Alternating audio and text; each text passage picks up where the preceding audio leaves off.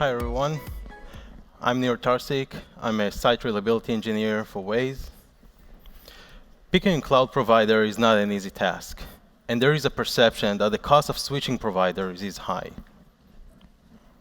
I'm here to show you it's not always the case, and switching cloud providers is a doable task with the right set of tools, procedures, and measures. For example, we migrated large portions of our system from AWS into GCP in just a matter of months, with just a team of 2 people. How many of you use Waze today? Raise your hands. Wow, okay. Thank you, awesome. For those of you who are not familiar with Waze, we provide turn-by-turn navigation with real-time traffic data. We currently have over 80 million active users, with an average usage of 582 minutes every month. That's a lot of traffic, John. You know, I really love working for Waze. I think it has an amazing culture for engineering. And it's so incredible to work on a product that helps a lot of people on a daily basis. Let's watch a quick clip on what Waze does for its users.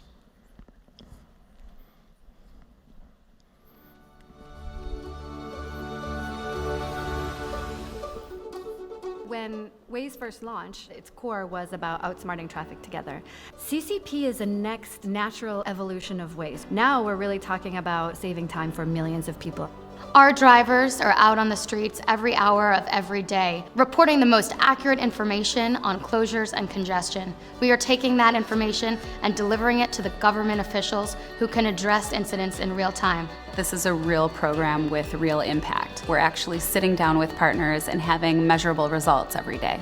Boston is a city of around 600,000 residents, but during a typical workday, we grow to over 1 million people. Waze has allowed us to rapidly iterate through experiments to see what sort of effect interventions have on congestion and traffic. We had a major snow last March. Seeing the data come in from Waze every 2 minutes allows us to grab user reports, and then we can respond to those reports in a timely manner. Genesis is a software company that provides solutions to help first responders. By putting Waze inside our Genesis Pulse product, our first responders are saving 5 minutes, and that saves lives. We didn't expect that so quickly we would have cities redistributing traffic personnel, that we would have 911 systems relying on this data. As more data comes online, Waze is proud to bring together innovative transportation leaders from all around the world to develop the next chapter in traffic management. At the core, CCP has the same mission as Waze, which is to save people time every day. It's showing us what our new goals are going to be. New forms of safety, new forms of urban mobility, helping cities become a lab for making lives better.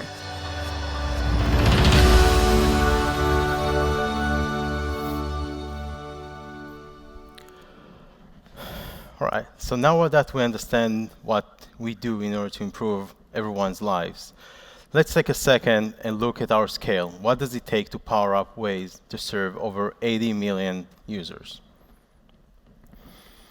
So let's start with the basics. Each front-end serving stack is behind a load balancer and has auto-scaling enabled, to shrink and grow as needed.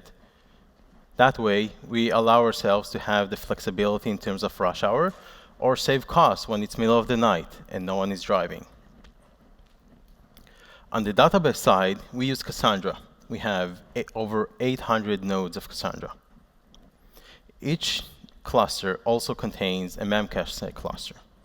That memcache is used to store temporary data or Cassandra data. Because Cassandra is not the most scalable solution in terms of speed, we allow our memcache to store the data for us to grow fast if needed. We currently have over 100 microservices, just like this one. Each microservice is spread across multiple availability zones and across regions, and the most critical ones are even spread across multiple providers, Amazon and Google, to provide ourselves the best redundancy we can for our users. For internal communications, we have developed our own discovery system and communication. This is done through a peer-to-peer system, so servers connect directly. They do not have any single point of failures or any bottlenecks for traffic. To power up all these 100 plus microservices and Cassandra clusters and everything else, we currently have over 35,000 cores at any given time, growing up to double the amount in case of rush hours. I hope you can see this is a very large scale, and such. The thought of changing providers might be a crazy one even. Who does that, right? But as one of the folks who actually did the migration, I can say it's very easy. It's easier than you think.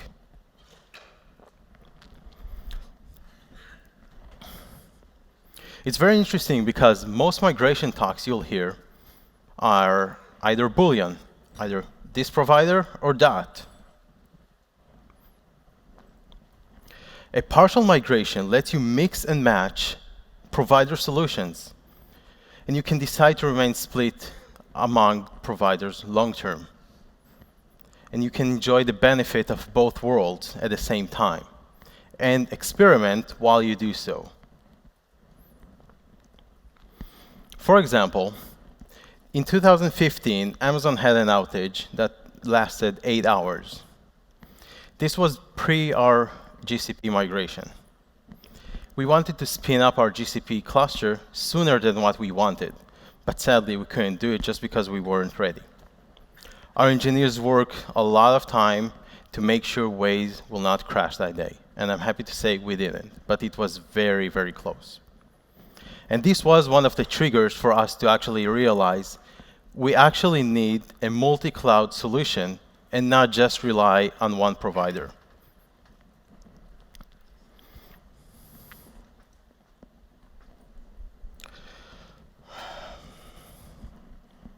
So, Waze was acquired by Google in 2013, as you probably know.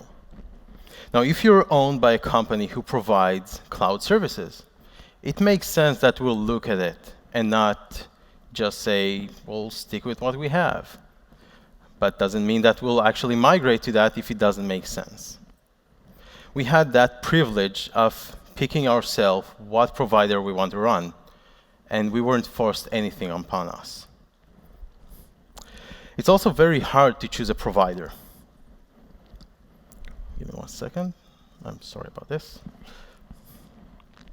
It's also very hard to choose a provider because there are so many of those, and they look differently, right? There's this cloud, and even this cloud. And how about this pretty one? And there's even an actual cloud. So how do you choose one?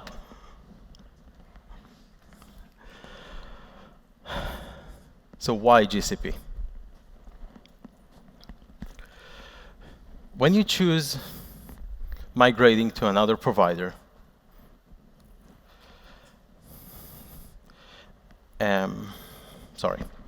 So when you choose to switch to another provider, you have to set yourselves some key points that you want to do. And because you have to measure that. And if you do not measure that, how do you know it's a successful move or if it even makes sense for you to do that? In our case, when we evaluate a GCP, we choose that cost, resilience, and end user performance is what matters to us. So let's take a look at each one of those. Cost. If you want to get the best price for your VM on other providers, you have to reserve them in advance and figure out how many you want to reserve. Because all our system uses autoscaling, that number was never right. We either underestimated or overestimated. Doesn't matter how you look at it, we lost money. Not to mention that this process was very time-consuming. Sadly, I did it, so I know. We wasted days of work every quarter just to figure out what is that percentage that we need to buy. Not to mention that reserving an instance means that you're locked into that one. Let's say you have a new family being released, a new CPU family. You want to use that. Sadly, you can't. You're stuck for either 1 year or 3 years. what can you do?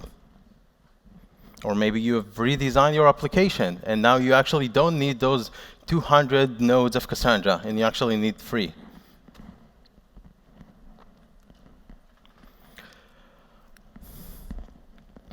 In GCP, we get that price out of the box because GCP has automatic sustained use count. For us, it made sense that all our expensive workloads should move to GCP as soon as we can, because that will lower our costs significantly.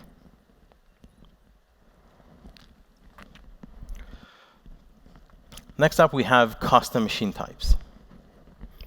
For those of you who are not familiar with custom machine types, they allow you to pick any flavor you want, take X cores and X and Y memory, and if you need, add a few local SSDs, but if you don't add them. Each one, you can do whatever you want. At first, it may not seem that special, but when you're dealing with a flood of microservices, it actually makes sense. You have to find that just balance between cost and performance. Here on the screen, we can see an example of a Cassandra cluster we have moved from Amazon to Google. That Cassandra cluster had 6 nodes. On Amazon side, it was an i2 4XL, which the on-demand price for it is almost $2,500. But we actually picked that one just because we needed a CPU. We didn't need all that local SSD. We also didn't need all that RAM. But you couldn't do anything with that because that's what you get. We used custom VMs to exactly pick what we needed. We needed 20 virtual CPUs and 30 gigabytes of memory and just one local SSD, which in Google, that's 375 gigabytes. As you can see, the price difference is huge. Now, of course, we could reserve those instances in Amazon, but still, you can see there's a huge difference. If you combine both of those materials, reserving instances and custom VMs, we have managed to save Waze over 20% every year, just because of those. And that's a lot.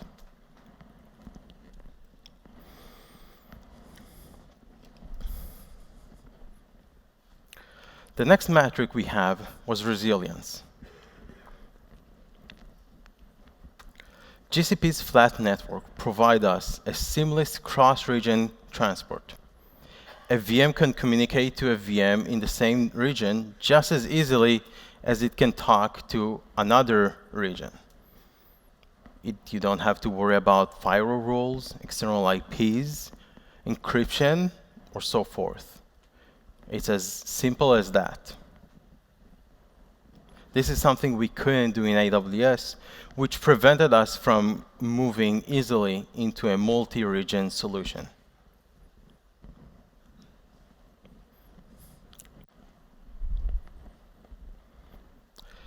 And lastly, we have latency. Google's load balancer is globally deployed in all these locations, giving the best latency and performance for our end users. This was a critical path for us because Waze currently serves over 100 countries worldwide. It's not just US where you want the best latency, but you have to care about those South America customers or those APAC customers. Everyone matters in our case. For example, let's take a service that we've migrated into GCP. This service basically loads up the map that you see on the screen. Whenever you use Waze, you get those images. It's a very simple application. It's a standalone one that on the front end it has Nginx, on the back end Tomcat, and it's being served by Cassandra and Memcache in order to have all tiles cached there. Memcache currently has over 99% hit ratio because we don't change the map every second, we change it every day. Using the same design we had in Amazon, we have managed to improve our latency by 10%. That means 10% lower latency for all our customers just by moving. We didn't do any change. And just like this service, we have dozens more that benefit this improvement.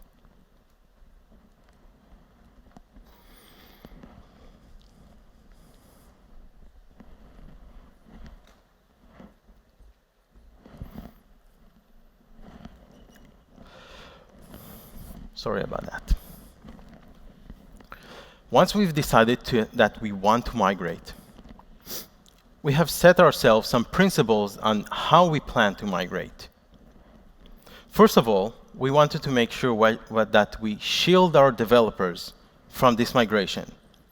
Our team, the SRE team, shouldn't make the developer's job harder because it's more efficient to run on GCP. They should be working and not stressful about the migration. That's not a healthy engineer.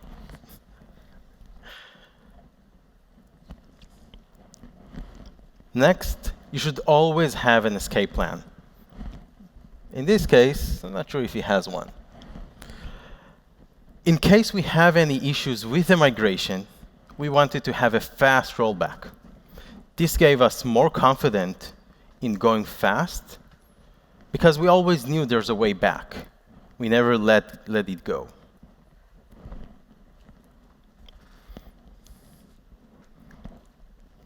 And lastly, we're doing this for our users. If we're impacting our users just because we want to migrate, there's no reason to migrate. Let's say you guys are finishing a long day at work. All you want to do is get home as quickly as possible and making sure that Waze actually works for you. Otherwise, you might be stuck in a traffic jam and you won't get home to spend time with your family, friends, or just relax with your favorite pet. Or maybe you want a cuddly pet. Up to you, but you want to get home.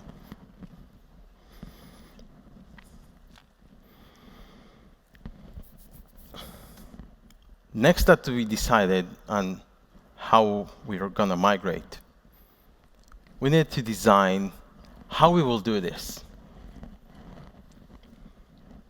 Because we've set ourselves some principles of fast rollback, we need a solution that we can run both services at the same time. We've decided to use Amazon's and Google's managed VPN solution. It made sense, out-of-the-box solution, why not? Sadly, that didn't work for us. We quickly understood that Amazon's VPN solution has some faults. It doesn't scale as much as we need, and when you transmit large amounts of packets, it has also a lot of packet loss.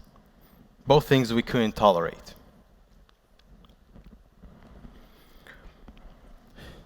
We've sat down with Google engineers to try and figure out what we can do. So we've built a solution that looks like this. On the Amazon side, we've purchased direct connect fibers that basically go into Equinix data center. There we've purchased a rack that has off-the-shelf VPN appliances, multiple of those, of course, for redundancy. From those VPN appliances, we've established connection to Google's managed VPN solution, because that one is scalable and doesn't have any issues.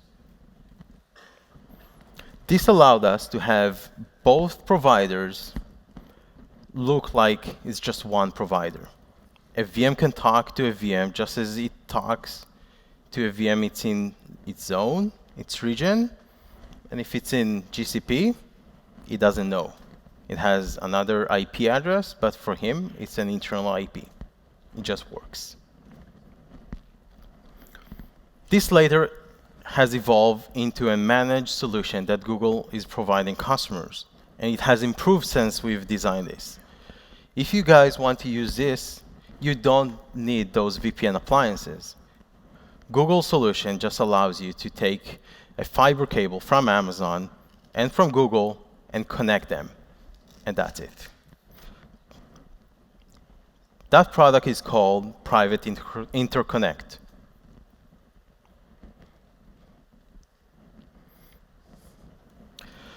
So now that we have a reliable and a low latency connectivity, we could start migrating our services.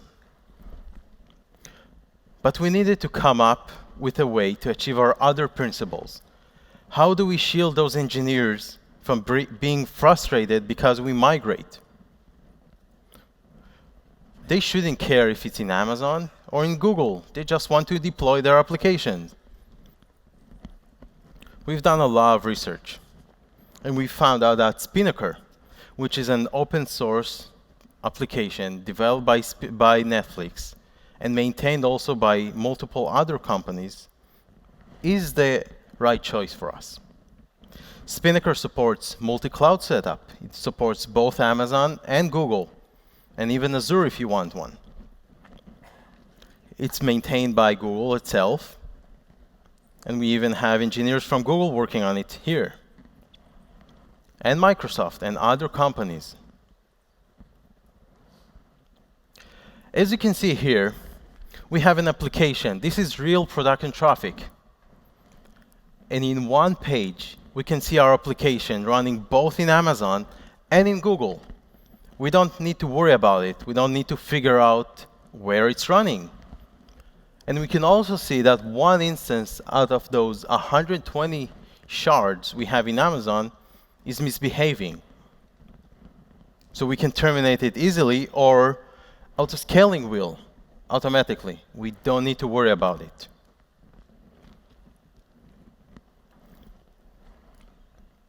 Spinnaker also allows us to have automatic pipelines. In one single pipeline, we can upgrade the binary and configuration in both environments. We don't need to worry about it. It's just one click. That pipeline produces, or actually executes, more pipelines underneath. Each pipeline has canary, testing, and fast rollback in case there is a problem in the canary. That way, our developers can deploy fast without worrying about if the code is stable or not. If you want to learn more about continuous deployment and how we use Spinnaker in our production traffic system, actually, I recommend you sign up for my session that my colleague is giving on Friday that talk about Spinnaker.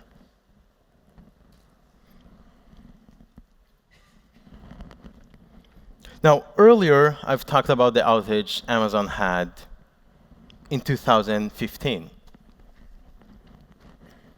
I'm sure most of you will recognize the headline.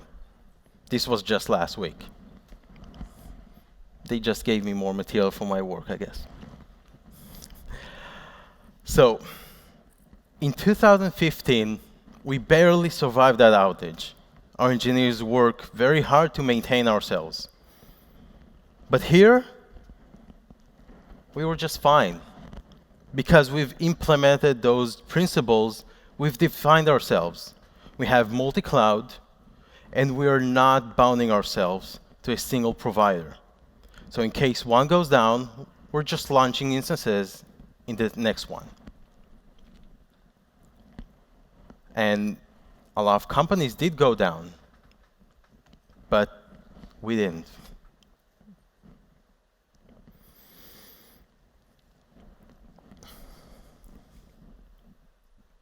I want to summarize a few things that we've learned along the way.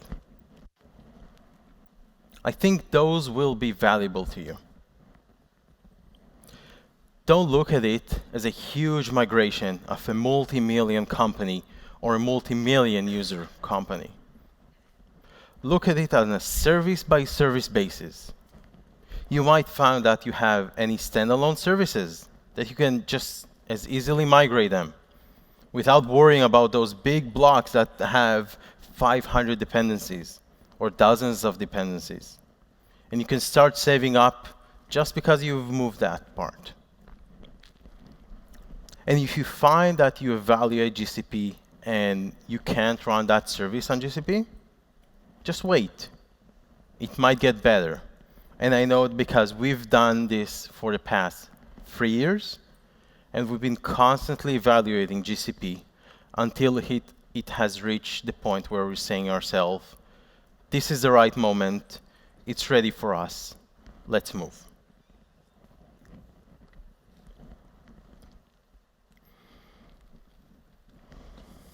So what's next for us? We are continuing our migration, and we're hoping to finish it this year. We're also looking at how we can actually utilize GCP's infrastructure for better our service, to improve our service for our end users and our redundancy. And as I said earlier, our users matter. Eventually, we're doing it for them, not because we want to run on GCP or on AWS. I want to finish off with this image that I found, which kind of reminds me of how I feel with this migration. Imagine you're going to the same arcade shop every day for the past years, playing the same video games every day. And then there's a new arcade shop across the street. Who won't want to try that? It has newer and different games, so you'll enjoy that. But that doesn't mean you have to only use that new, shiny arcade shop. You can use both. What happens if there's a power failure at the new one? You can go back to the other one.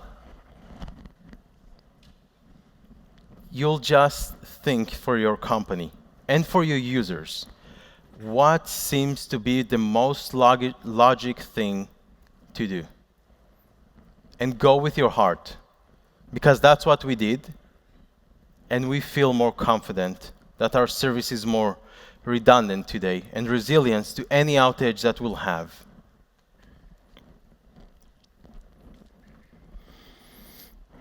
I want to thank you for your time and for being here and for learning everything on GCP.